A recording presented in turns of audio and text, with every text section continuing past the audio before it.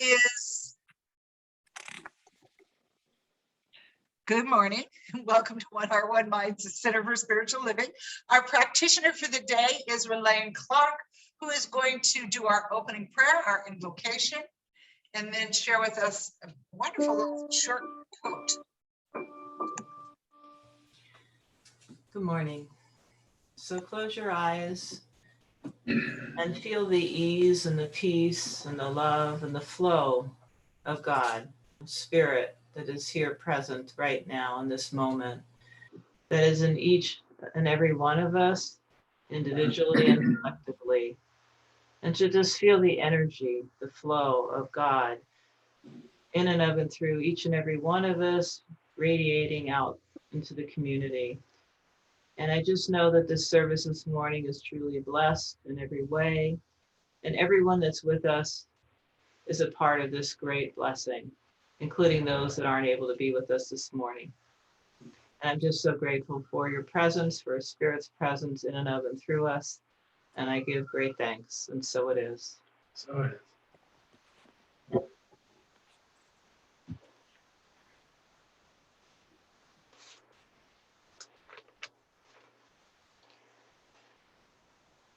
So this morning I picked this affirmative prayer as the quote of the day, and it is, all shall be well, and all shall be well, and all manners of things shall be well, by Julian of Norwich.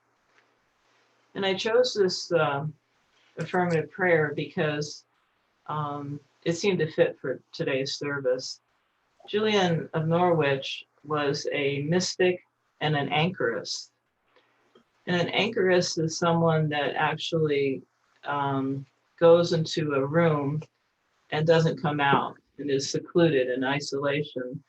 So when she became an anchoress in England, in the town of Norwich where she lived, she actually went into a 4-roomed cell, it was called, in the St. Julian Church in Norwich, in England, and that's where she stayed. And actually she was sealed as a ritualistic ceremony into the room, which sounds kind of severe, but she actually had a garden that the room connected to, which also had 4 walls. And she was often seen praying in the garden with her beloved cat. And Julian of Norwich lived at a time when the road was rocky. The Black Plague came to that town, and nearly half the population passed away. And before she became an anchoress, she probably was married and had children and lost her family to the Black Plague. And I think the thing that was interesting about Julian of Norwich is that even during all this difficulty and isolation and time where she spent alone, she was very connected to her community. And actually, everyone felt a lot of affection for her. And she offered a lot of prayer and advice and counseling and helped the poor. So she really did a lot during this time. And I'm not quite sure how that all worked in isolation, but she did have a wonderful relationship with her community, and I think did a lot. And so to me, she represents someone who had a lot of love of strength, of spirit for God and for the community, and showed it in her life. So let's just read this affirmative prayer one more time and feel that strength of the love of spirit for her and for community and for ourselves and our community. All shall be well, and all shall be well, and all manners of things shall be well. Let's have 1 minute of silence, holding that strength and love.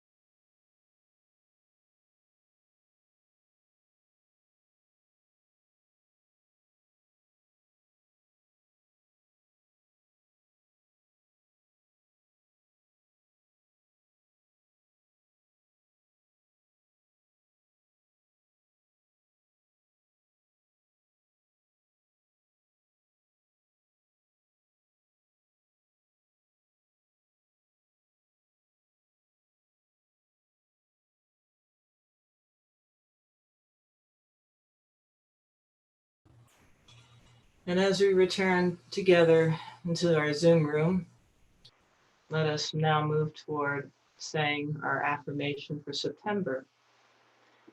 Today I rise above circumstances and I draw my awareness to the present moment, free of judgment, opinion, or expectation. In everything I see, an underlying perfect unity. I live in a consciousness of love and peace and gratitude. In this way, I consciously co-create my life. And so it is.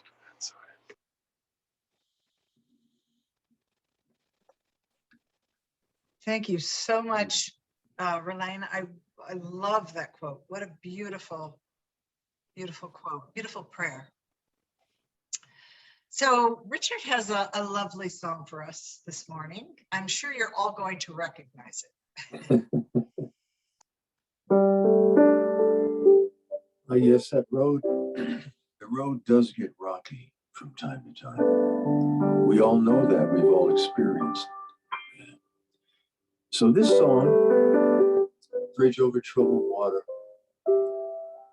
by Paul Simon, performed by Simon Garfunkel, released back in 1970, talks about the rough times and how we do have help available and we can move through those rough times and shine even more brightly.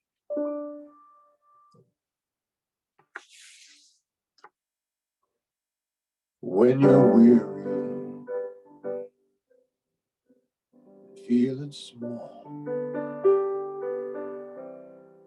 when tears are in your eyes, I will dry them all. I'm on your side. Oh, when times get rough and friends just can't be found, like a bridge over troubled waters, I will lay me down. Like a bridge over troubled waters, I will lay me down.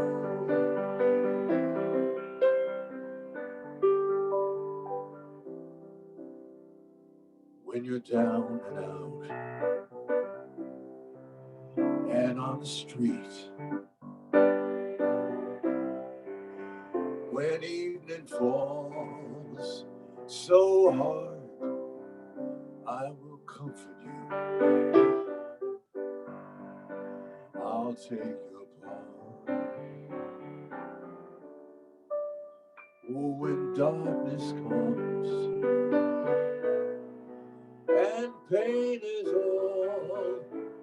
all around, like a bridge over troubled water, I will lay me down.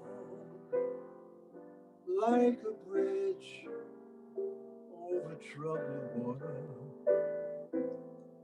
I will lay me down.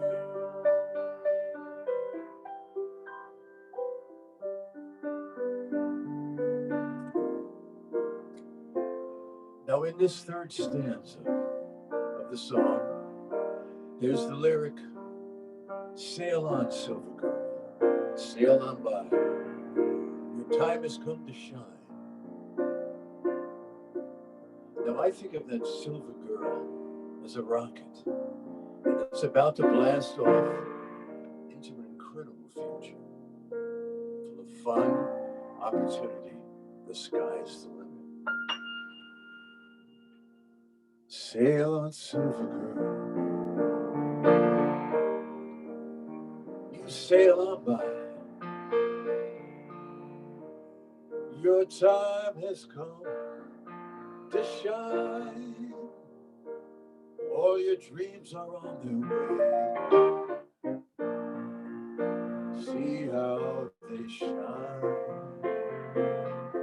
Oh, if you need a friend,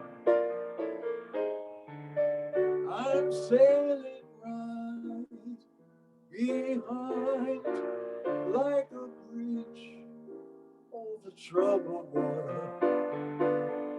I will ease your mind like a bridge over troubled water. I will ease your mind.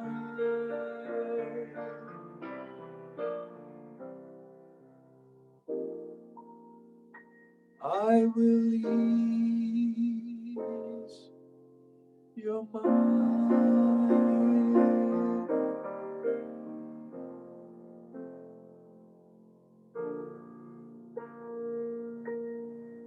And that third stanza is so appropriate given the SpaceX landing of those 4 civilians.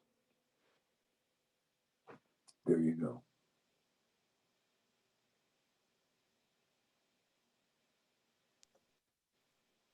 That was beautiful, Richard. I love that song. And that is what we're talking about today. So such a perfect beginning for our message. I should say messages, because we have a few people this morning. So I'm just going to start at the beginning and say good morning and welcome to One Heart, One Mind Center for Spiritual Living's online Sunday service. I'm Reverend Michelle Ingalls, and today I've invited 3 of our practitioners, Maureen Bishop, Ralane, Clarke, and Lazaro, to join me in presenting today's message. And as Ralane told us, today's message is when the road gets rocky. And I was thinking as I was preparing or getting ready to prepare for today's talk that each of us has our own unique way of handling life's challenges, you know, even the minor and the major situations and circumstances that pop up. And so I thought that it would be nice to get more than just my take on this very interesting topic, you know, and while each of us is this individualized expression of the divine, we're all human beings living in a physical world. And so I thought, let's hear from more than just me today. But I'm going to begin, and I'm going to set a little bit of groundwork, I hope. That's my plan anyway. So I'd like to begin by inviting you to take a moment, just take a breath. And I invite you to draw into your conscious memory, into your conscious mind, a time when you felt very connected to everything, you know, connected to something larger than your human life and at oneness with everything. Have you experienced that before? I know you have. A time when you thought your heart was just going to lift out of your chest with such a deep feeling of love and oneness, a connection to everything. You can't even really put these experiences into words. A time when you couldn't even articulate how you felt. A moment when you just knew that there was something that you were a part of that was larger than your human self. And in that moment, you felt whole and safe and at peace. Can you remember, can you draw up a time when you felt that way? I'm sure we've all had those moments. You know, even if you didn't describe it at the time as spiritual or mystical, it's that kind of a moment and at oneness with all. And it's a moment when any challenge or situation that you faced in life seemed dwarfed in the face of this larger life. A moment when your entire mind, body, and soul seemed uplifted and renewed, recharged. You know, maybe it could have been brought on by some outer experience, a beautiful sunset, a piece of music, a connection with another human being or an animal. Maybe it was during a spiritual practice where you welcomed in the awareness of this presence, this flow of life. A moment when you felt completely aligned in your thinking and feeling and being with the higher vibration of love, of bliss.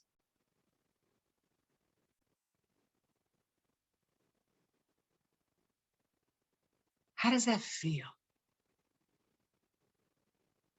Do you feel connected, at peace? Do you feel empowered? Do you feel like you can participate with this life flow in a meaningful and purposeful way?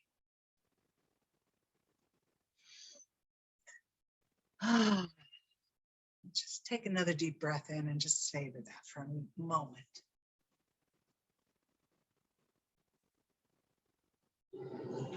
This is, of course, what science of mind and metaphysics, I'm sorry, my dog's barking in the background. This is, of course, what science of mind and metaphysics is all about. Reaching this higher level of connection with something larger than our human life and participating with it, allowing it to inform and bring deep meaning to our experiences of being human beings, to participate with creation itself, to allow this presence to support and supply and sustain, even when our human road gets a little rocky. We can think of the rocky road, the challenges we face, like the pressure on a balloon that makes it expand. We practice the science of mind, which includes the unfolding discoveries of science, which are happening all the time and seem to be happening more and more rapidly. And science of mind also includes the ancient, intuitive wisdom of the mystics and the teachers and the saints and the sages that have come before us. And it also includes our intuitive knowing. We are these portals of direct revelation from this power that I invited you to connect with. So here's what I know.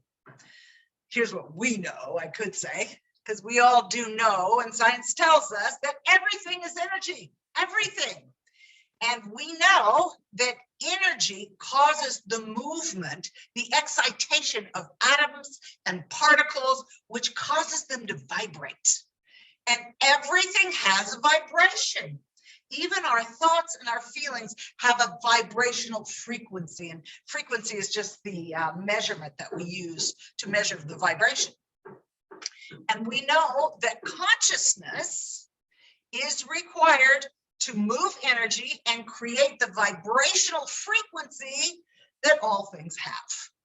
So, how can we use this information to change and transform our personal lives and our world? Well, as human beings, we understand that we can change our lives and our world by working hard and packing our days with as much activity as humanly possible, focusing on a goal and striving hard with everything we can do to achieve it. We know that we can change matter by moving matter. And while this will eventually work, it takes a long time and a lot of effort. But as metaphysicians, as practitioners of science of mind, there's a much more practical, efficient, and enjoyable way to change matter. Through this consciousness, which moves energy, which creates a vibration and a frequency, which demonstrates as particles inform in our lives. To change our lives and ultimately the world, that's what we do. We use energy to change matter by using consciousness to move energy to create matter. Consciousness, our connection to that larger life that I invited you to experience a few minutes ago. We move energy, we raise our vibration, and we use the tools of our thoughts and our feelings, and it fills our bodies. Our bodies are a tool as well. And that is a much better way to participate with and demonstrate the divine presence in and through all of our humanity, all of our human endeavors, all of our human world.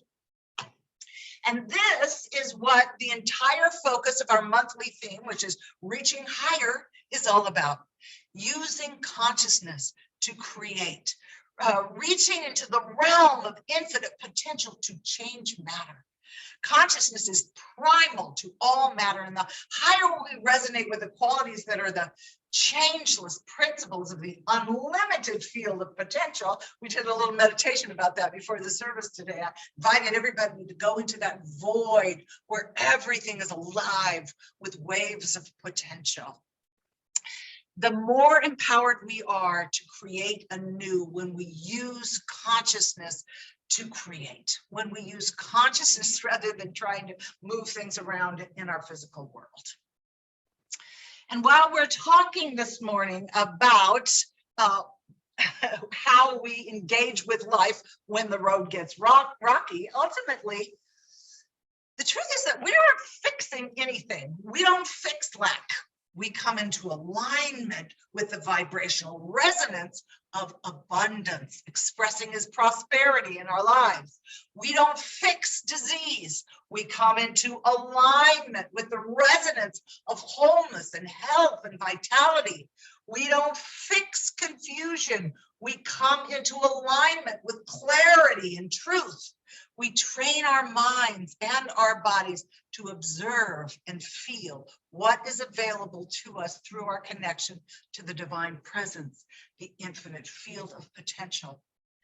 And then we materialize or demonstrate that observation into the world. So with that platform, with that understanding, I would like to invite our first practitioner, Maureen Bishop, to share with you her take on when the road gets rocky. Thank you. Yes, so what do you do when the road gets rocky? In fact, maybe you have a couple bad potholes. Well, I say drive with love. Sometimes I ask myself, well, in this situation where life is tangled, what would Ernest Holmes do? What would Gisela Sander do? She would come from her heart. And I think, yes, as a practitioner, I have to be healed before I can help others be healed. I have to, in my heart, feel safe to be one with love. So if you had one word, I'd say love. Love heals it all. It binds all hurts. A couple of weeks ago, a friend of mine from Hawaii, my former neighbor and very good friend, called. It was 4 a.m. there, and I noticed the clock, and I thought, uh-oh, what's happening? And she was crying. She was trying to figure out what to do with her little dog, Annie. Now, this dog, I was there when they brought Annie home 15 years ago, and Annie was small. You could put her in one hand. That's how small Annie was. And she didn't grow any bigger than about 10 inches, very petite little dog. And we all loved Annie. But I knew that Lori wanted to do some traveling. I knew that she was hindered because she spent a lot of time at the vet with Annie. And I think Annie she was wanting to leave. So I talked to Lori and I said, Lori, why don't you and David sit down with Annie and say thank you? Use gratitude. Tell Annie all the times and the good times you had together and go through them and just tell her thank you. Thank you for everything. And listen to her with your heart. And a few hours later, I got a text, and it was a text from Annie and with a picture saying, I'm on my way to the vet. Thank you, my ohana. Ohana is Hawaiian for family. Thank you from the bottom of my heart for all the great times. Now, Lori was a little concerned. She was concerned what was going to happen to Annie. Would this be a difficult transition? And I remember what Ernest had said. I said, don't worry. Remember when you were born, Aulani, that was Lori's mother who passed, Aulani and Sashi and all your friends were there to greet you when you were born. And the same is going to happen when you make your transition. Aulani will be there. And so will Sashi and all your friends from before. So come from your heart. That's the way to handle any of the bumps in the road. And then a couple days ago, a friend of mine called and said, I want you to wear your legal hat and your practitioner minister hat and help me with an issue. And so in focusing, practitioners always say, well, what is it you really want and how do you want to feel? She didn't want a legal resolution. She didn't want to go to court or anything. She came back and said what she really wanted was one of those, I call them subsidiaries of love. And that was forgiveness, compassion, active listening, peace of mind. And the next day she called me and she was at that place. So love dissolves all barriers. So when we are able to raise up our consciousness to one of love, then the road becomes perfect and is basically laid out for us for a smooth ride. So I have a quote from Ernest Holmes that I sent to Michelle. I think you can put it up. And it talks about love for animals too. This is on page 478. And Ernest says, love is the central flame of the universe, nay, the very fire itself. Love is an essence, an atmosphere which defies analysis, as does life itself. It's that which is. It can't be explained. It's common to all people, to all animal life, and evident in the response of plants to those who love them. Love reigns supreme over all. God is love. Love is God. So remember, next time you hit a bump, that God within you is love. And will lift you up. Thank you. Thank you, Maureen. Yeah, we all have our little bumps, don't we? And my next the next practitioner, not my practitioner, our practitioner that's going to share this morning is Ralane Clarke. And I invite you, Ralane, to share. Thank you. Well, when the road gets rocky, I remember who I am, where I come from, my parents, my grandparents, my ancestry, and all those who came before me, who paved the way for the reason that I am here today. And so I feel such gratitude and such love for this connection. And with that, I'd like to tell a story. This is my grandfather's ring. It might be a little hard to see, but it's not valuable. It's glass and has a little purple hue, and he had really big fingers. So, and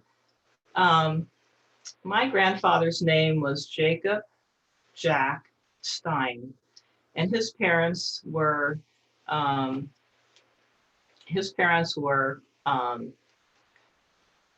Kalmud and Jenny Stein, and they came from Russia.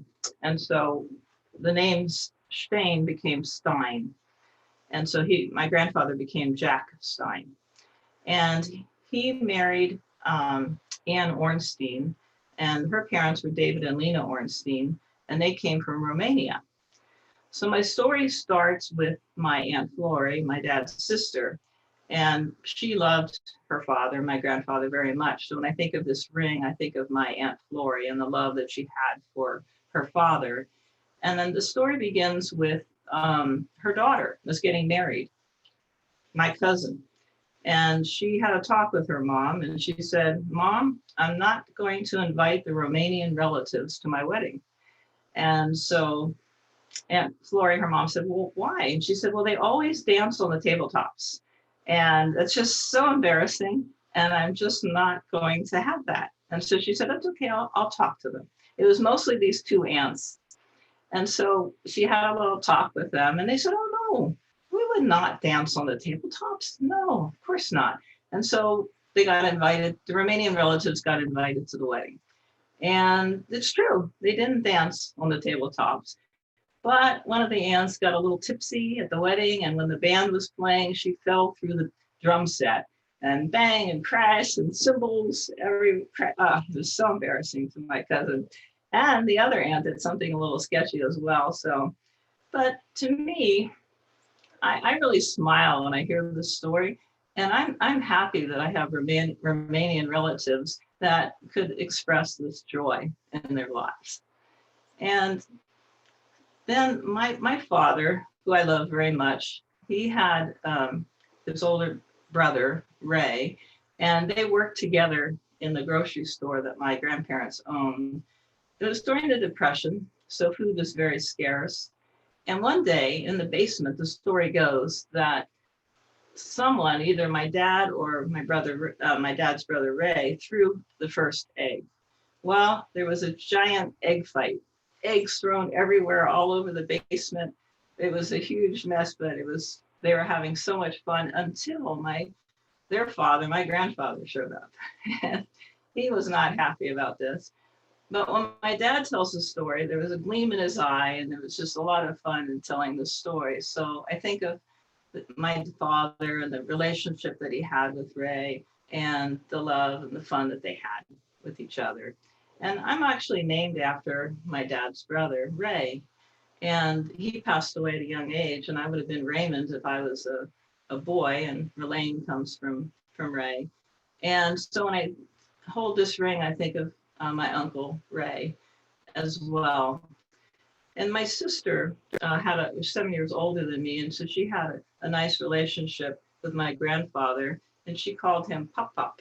And so I always think of my sister and the love that she had for my grandfather when I feel and hold this ring.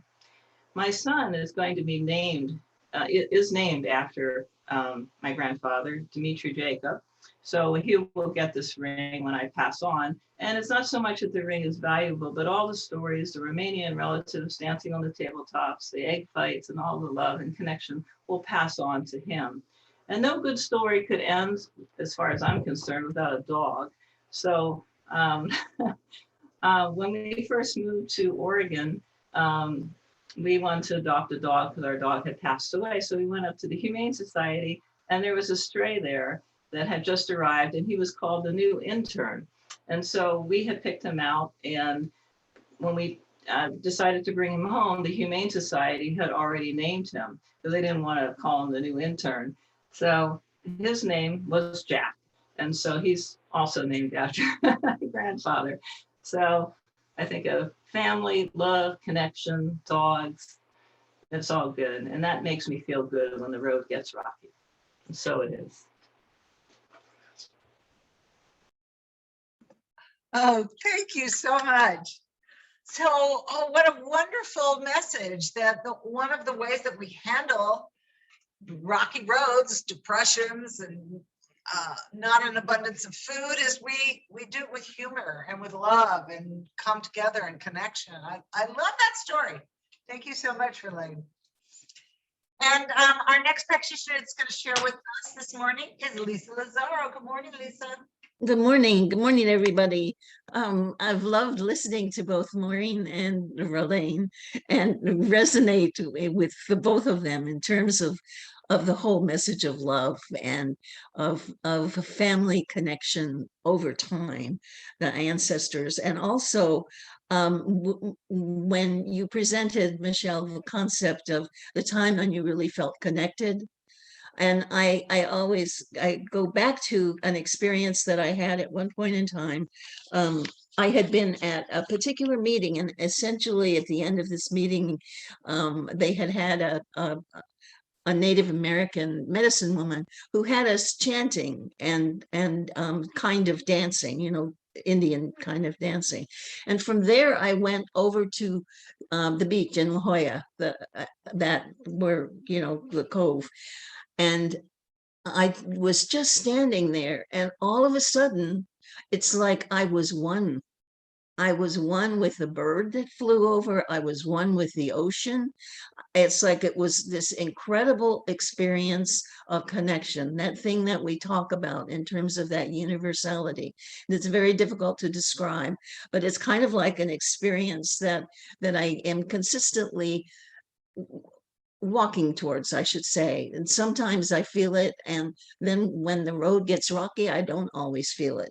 In addition to all of that, I'm a word person, and that can be an enemy to when your road gets rocky, because of all the voices that come into your head telling you this, that, and the other, and pulling up all of the negative feelings you do not want to feel. And so at any rate, I came across a quote by Dr. Jonas Salk, which was, let your intuition tell your thinking mind where to look next. And I just find that really perfect for me, because I consider in my intuition to be my inner wise self, that part of us that is the individualized spirit that makes us who we are. And so if I can get the other thoughts out of the way, I can deal with almost anything. And so I find that on a regular basis, I can use the tools that we have, spiritual mind treatment, meditation, affirmations. But it's like when the road gets really rocky, I guess I'm kind of dramatic. And so as a result, I can just go all haywire, and I have to bring myself back. I have to, before I can do the affirmation or the treatment or whatever, I have to bring myself back into that centered space. And so I thought I would share with you a couple of the tools that will use to try to bring me back. It's like there's different things that I could do, and often the first one is the words of Ho'oponopono. And part of that is because in my mind, Ho'oponopono, first of all, the concept is self-responsibility, that whatever comes into your life, you've brought to yourself for a reason, good, bad, or indifferent. And so that's a basic underlying thing. And so then the phrase is, I'm sorry, please forgive me, thank you, I love you. To me, incorporate gratitude and forgiveness, and that's one thing that can pretty rapidly bring me into a state of calm where I can move forward. But at other times, there are other things that happen. So a big one for me, because I love words, is what I would call bibliotherapy. It's when you use books and you look for things in books and look for inspiration. And so frequently I can spend a lot of time with Ernest, any one of his books. And then in addition to that, the Persian poet Hafiz can often bring me back into that connection, because his spirituality frequently has a sense of humor, I learned too, but also he's just very strong about the beloved, spirit as the beloved. And then something that has been with me my entire life is journaling. And it's like I can journal with anything. I can journal with my left foot if it's giving me trouble, or any part of my body or a person, and coming from that sense of, okay, so I'm really upset with this person, but I know that I love them on some level. Please help me see that. And it's kind of like having this dialogue with the person on paper to bring yourself into a different place. And I did that with essentially with a big issue in my life in terms of my loss of my grandmother and the sense of abandonment, and kind of like being able to have a dialogue with her. I could let that go.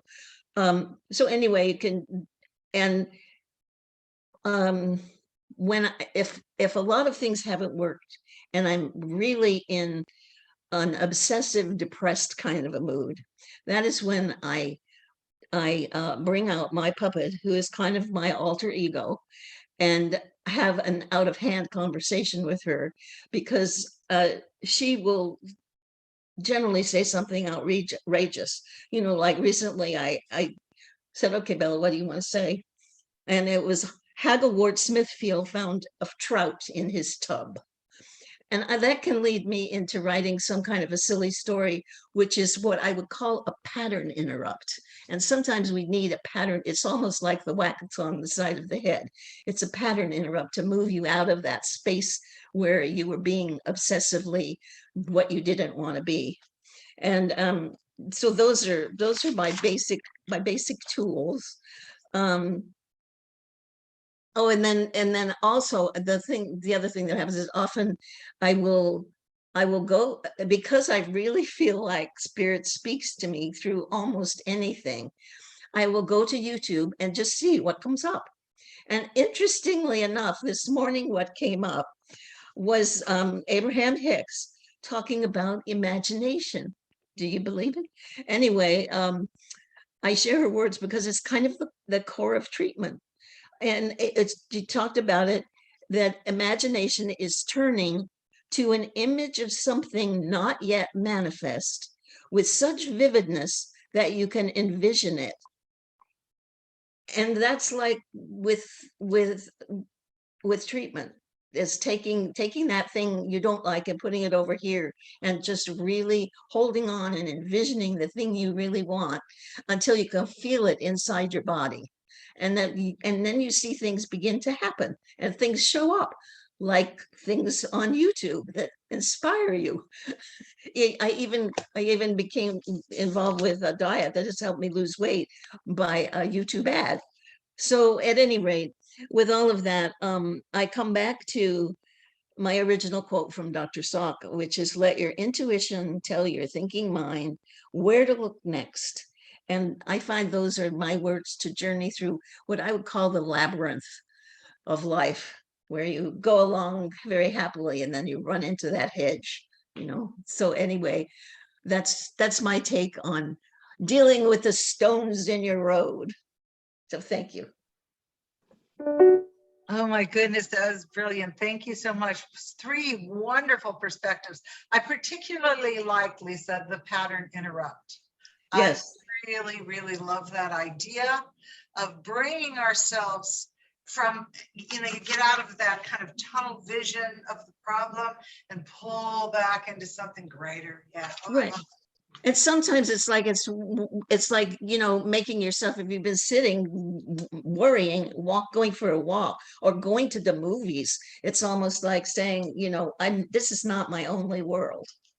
Right, exactly. Brilliant. Thank you so much, all of you, for sharing this. Really, really wonderful.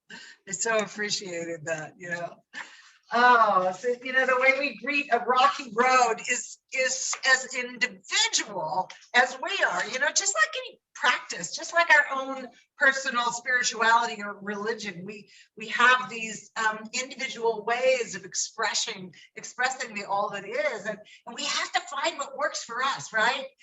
And that will change and grow and expand as we move along our spiritual journeys. That's, I can't remember who I was talking to a while ago saying that, I always mix my spiritual practice up because I want something fresh and new always, because I'm never the same person.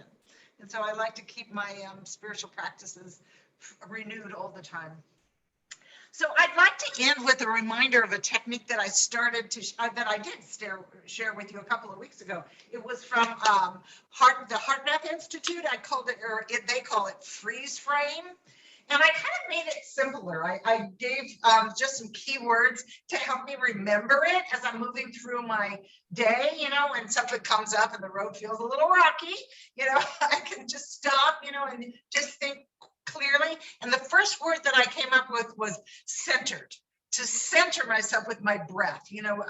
The freeze frame practice invited us to do that heart-centered breathing that HeartMath teaches, where you pretend or you imagine, it's pretty much the same thing, that you're breathing into your heart space. And Ralane said, and not just in the front, but all the way through, which I love that too. So to come into a place of being centered first, if something ruffles our feathers or gets us kicked off of our equilibrium, we can stop and breathe, come into that heart-centered breathing.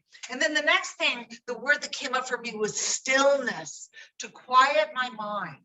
So I'm centered, and move into the stillness, move into the presence. You know, that presence that I invited you to share in the beginning of today's message, and the stillness that you share in your spiritual practice and meditation or your prayer time.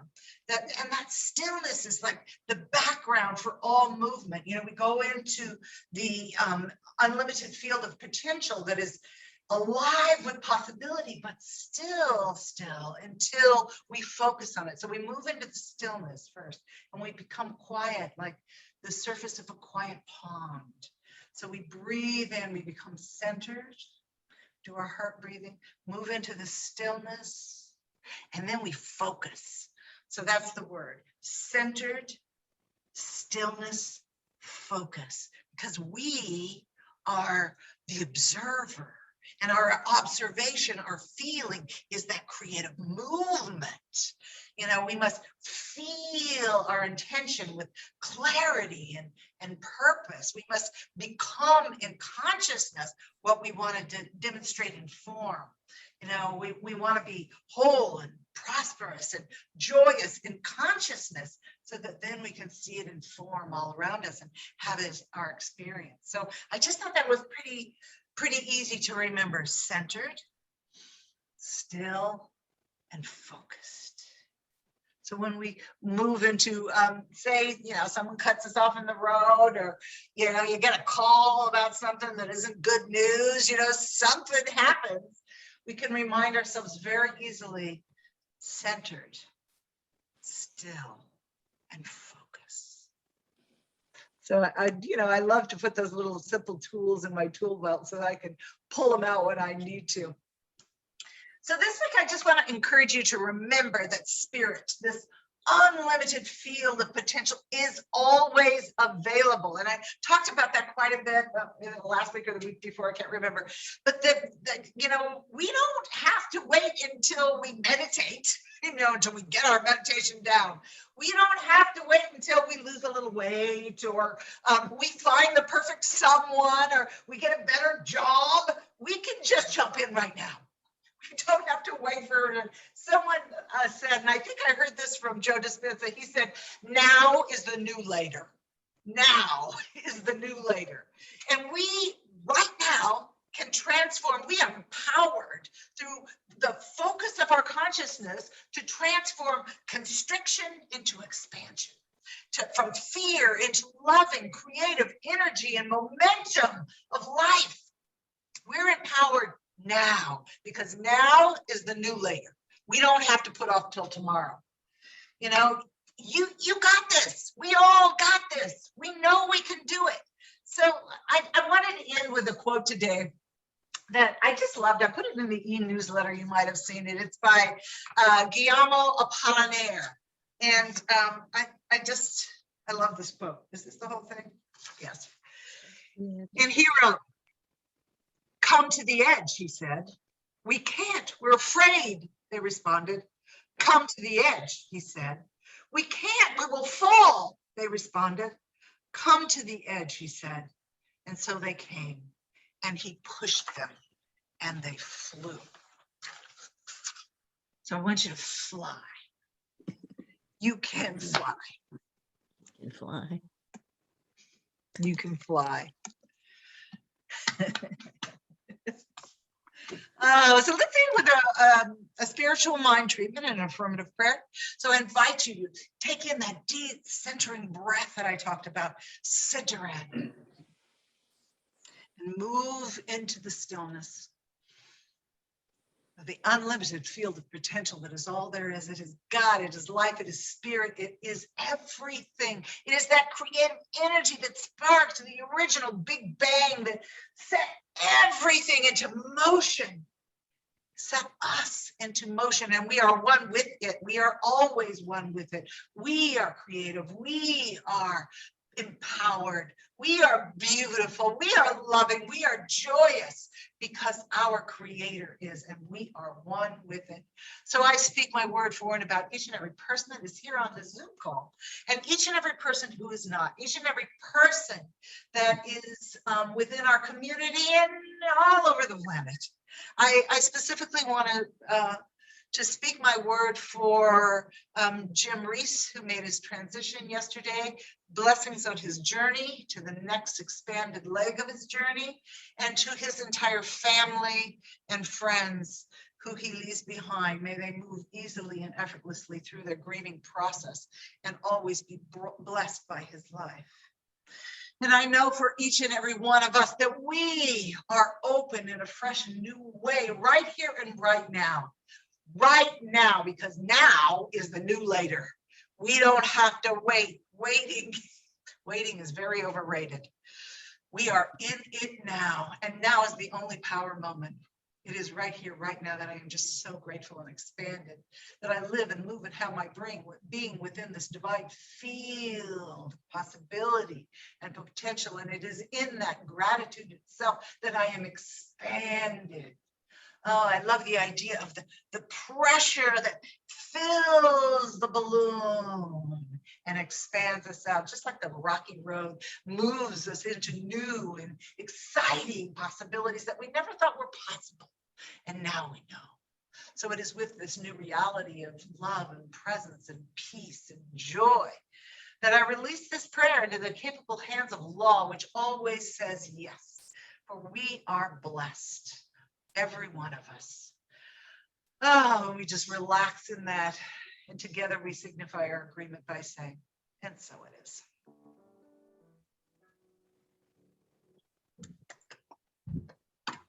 And so it is.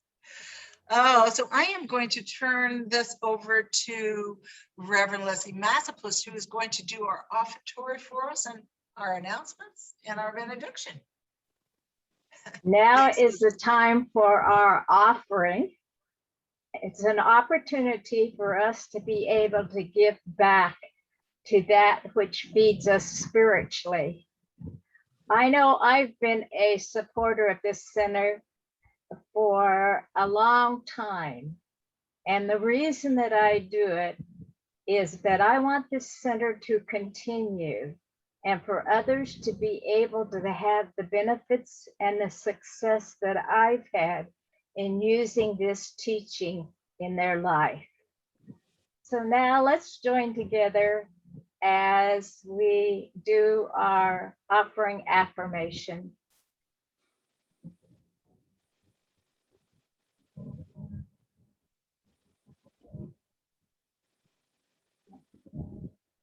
Okay. I recognize that all supply flows from the divine givingness of spirit. My gift is a continuation of this divine flow. I give and receive from this infinite supply. I give in faith, in love, and in joy, and it flows back to me in kind, and so it is.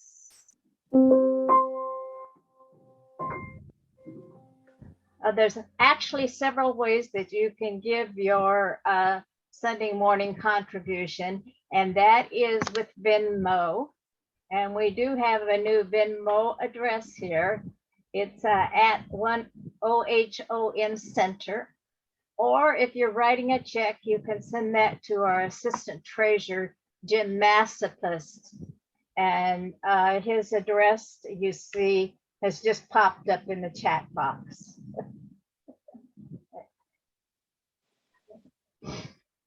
Okay. We have a couple of activities that are happening this week. And one of them is the Tuesday evening discussion that takes place at 6 o'clock on Zoom. And that's being facilitated by Maureen Bishop. And it's based on the book, The Art of Abundance by Dennis Merritt Jones. Maureen, would you like to tell us a little bit about what the class is about? Right. This is the book from Dennis Merritt Jones, and we are going to be doing chapter 4 and chapter 5. Chapter 4 is be accountable for your consciousness. Chapter 5 is be focused. And later today, I'll send out the quotes. Thanks. Thank you, Maureen. We look forward to that next class, and I know we all would love to have more abundance in our life. Okay. A reminder that on, let's see, October 2nd, the Levins, who have been our musicians a couple of months, are having a concert, and that concert is going to be at 8 o'clock Eastern Standard Time. And we mentioned that in our newsletter also. You can get the information as to where to go to see that. And then Monday evening, I'm assuming we're still having our group prayer on the well-being of our center. So that's at 6 o'clock. It's a group prayer. It's the whole thing from beginning to end only takes about 20 minutes. So please join us if you would like to. Are there any other announcements? All right, let's join together in the benediction then. We know that anytime we are experiencing the rocky road in our life, that we have a higher power that is there to assist us with whatever is going on. We remember to center ourselves and to go within and to listen with open ears and open heart. For there is always a solution to what is going on. And that solution comes from the divine. We joyfully leave here together in gratitude for the wonderful presentation that we've had with our 3 presenters today, knowing that we have heard something that we can use in our life, and we are thankful for this. We know that the good in our lives continues, and that this is one of the sources for that good. For our source comes from God. We are thankful for this knowingness. We let it go, and so it is. So it is. Thank you, Leslie. I want to thank all of our presenters this morning, Maureen and Ralane and Lisa. Y'all did a fabulous job. I always love to listen to your wisdom. Thank you for taking the time to do that. I appreciate it. And thank you, Richard, for the music. And we're going to do our closing prayer now. And we're going to sing Blessed Always. So I'm going to put the lyrics up. So just mute yourself and sing along.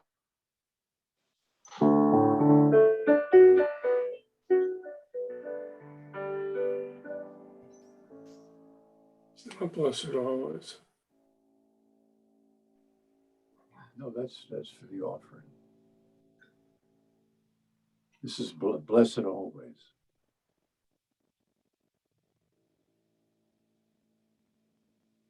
Blessed always. Oops, I put the wrong lyrics up. You know what? We know it by heart. Let's just sing We it. know it. Sorry. Blessed always, blessed always, for the arms of God surround us. Let our joy be so triumphant that we rest in God and say amen. One more time. Blessed always, for the arms of God surround us. Let our joy be so triumphant that we rest in God and say amen.